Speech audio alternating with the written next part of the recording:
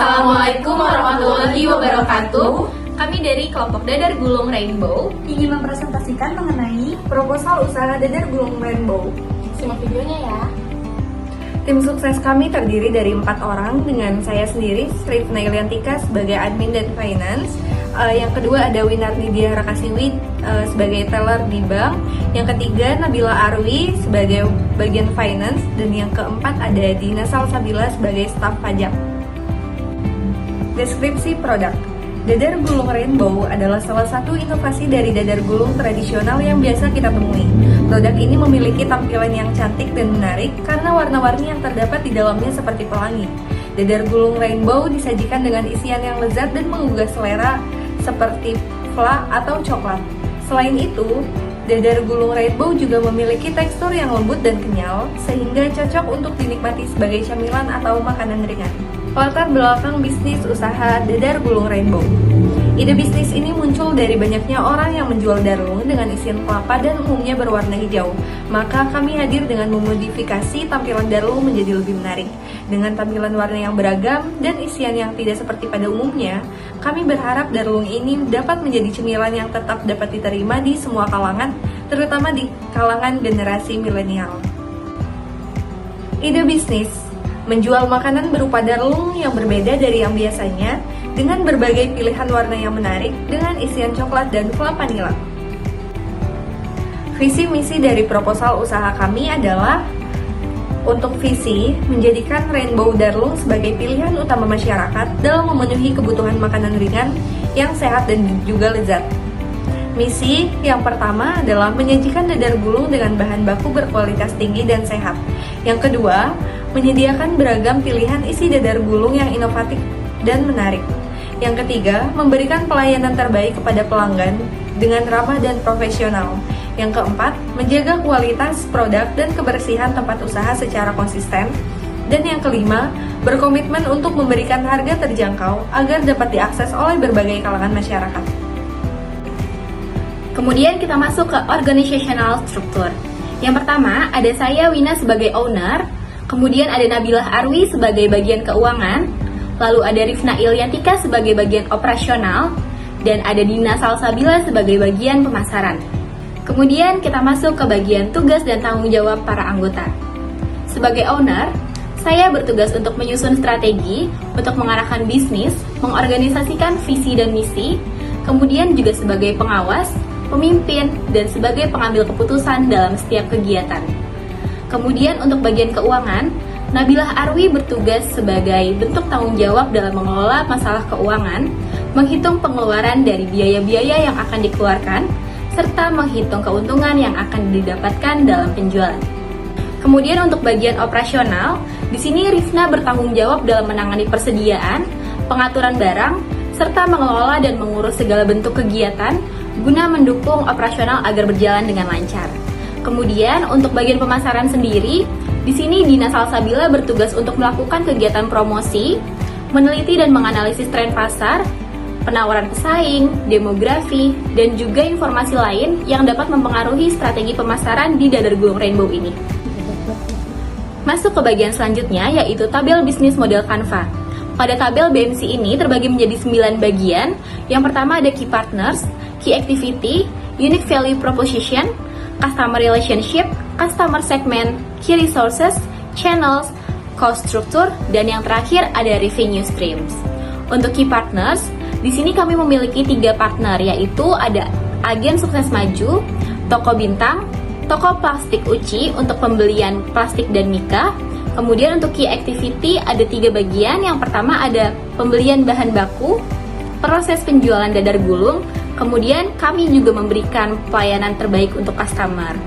Untuk Unique Value Proposition, kita memberikan juga untuk rasa dan varian yang bervariasi, harga yang terjangkau, dan juga cocok untuk segala kalangan. Untuk Customer Relationship, kami akan senantiasa mengikuti event dan bazar guna mempromosikan dagangan kami agar lebih luas dan memperoleh keuntungan yang lebih banyak lagi. Untuk customer segmentsnya sendiri, kita ada di semua kalangan. Lanjut ke Key Resources. Di sini kami memiliki bahan baku berkualitas tinggi bagi para pelanggan kami. Kemudian kami memiliki lokasi yang strategis dan juga karyawan yang berpengalaman. Untuk channels, kami memiliki media sosial Instagram dan juga YouTube. Kemudian kami juga memiliki penjualan di tempat. Untuk cost struktur sendiri ada 3 biaya yang dikeluarkan, yaitu biaya bahan baku, biaya pemasaran, dan juga biaya untuk gaji karyawan. Yang terakhir ada revenue streams, di mana pendapatan utama kami berasal dari hasil penjualan dadar gulung. Analisa SWOT. Yang pertama, strength, kekuatan. Produk yang unik dan menarik perhatian yang menonjol di pasar, kemampuan untuk melayani berbagai macam pelanggan termasuk mereka yang mencari makanan penutup yang menarik secara visual, fleksibilitas dalam hal kombinasi rasa dan opsi penyesuaian, dan potensi margin keuntungan yang tinggi karena biaya bahan yang rendah. Yang kedua, weakness, kelemahan. Daya tarik pasar yang relatif khusus dibandingkan dengan pilihan penutup yang terlebih tradisional, pengenalan dan kesadaran mereka yang terbatas yang mungkin memerlukan upaya pemasaran tambahan, ketergantungan pada bahan-bahan musiman atau permintaan pesanan khusus dapat membatasi produksi dan konsumen. Yang ketiga, opportunities, peluang, potensi untuk memperluas penawaran atau variasi produk untuk menarik audiens yang lebih luas, kolaborasi dengan bisnis atau acara lain untuk meningkatkan visibilitas mereka, opsi penjualan dan pengiriman online untuk menjangkau pelanggan di luar pasar lokal. Yang keempat, threat, ancaman. Pesaing dari bisnis makanan penutup yang lain menawarkan produk serupa yang lebih menarik secara visual, biaya bahan baku yang berfluktuasi yang dapat mempengaruhi harga dan margin keuntungan, perubahan preferensi dan tren konsumen yang dapat mempengaruhi permintaan akan makanan penutup yang unik seperti dadar gulung pelanggan. Berikut adalah desain logo dan desain stiker produk kami. Target market. Sebenarnya, target market kita untuk semua kalangan meliputi yang pertama, anak sekolah, mahasiswi, ibu muda, dan pekerja. Yang kedua, menggunakan sosial media setiap hari. Yang ketiga, menyukai jajanan kekinian dan menarik. Lanjut, kriteria untuk hidangan lezat. Yang pertama, rasa unik, mengacu pada makanan dengan rasa khas yang luar biasa. Yang kedua, tekstur yang menarik, mulai isian lumer hingga kelembutan. Yang ketiga, presentasi visual yang indah dari hidangan. Kita masuk ke bagian modal. Modal terbagi menjadi 4 bagian. Yang pertama ada biaya investasi. Biaya investasi terdiri dari peralatan-peralatan atau pemakaian jangka panjang, yaitu terdiri dari pertama wajan teflon, kedua baskom atau mangkok, ketiga saringan, keempat kuas, kelima sendok sayur, keenam pisau, ketujuh kompor, kedelapan gas, 9 spatula, yang ke-10 talenan. Biaya-biayanya bisa dilihat dari tabel berikut. Yang kedua ada biaya tetap, yaitu biaya yang dikeluarkan per bulannya, termasuk gaji karyawan, yaitu Rp300.000. Yang ketiga ada business execution budget, ada 3, yaitu pertama promosi endorse selebgram, kedua cetak stiker, yang ketiga cetak brosur. Yang keempat ada biaya variabel, yaitu biaya bahan-bahan pembuatan dadar gulung. Yang pertama ada tepung terigu, kedua coklat batang, ketiga flat vanila, keempat telur, kelima garam, keenam mentega, ketujuh pewarna makanan, kedelapan dus mika kue. Untuk harga-harganya bisa dilihat di tabel ya.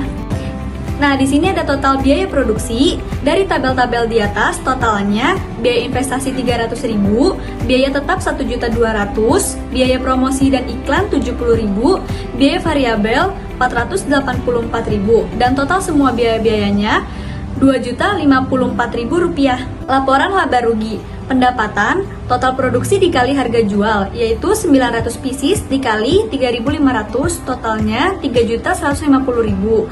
Biaya-biaya modal yang kita keluarkan totalnya Rp2.054.000. Dan keuntungan atau laba yang kita dapat Rp1.096.000.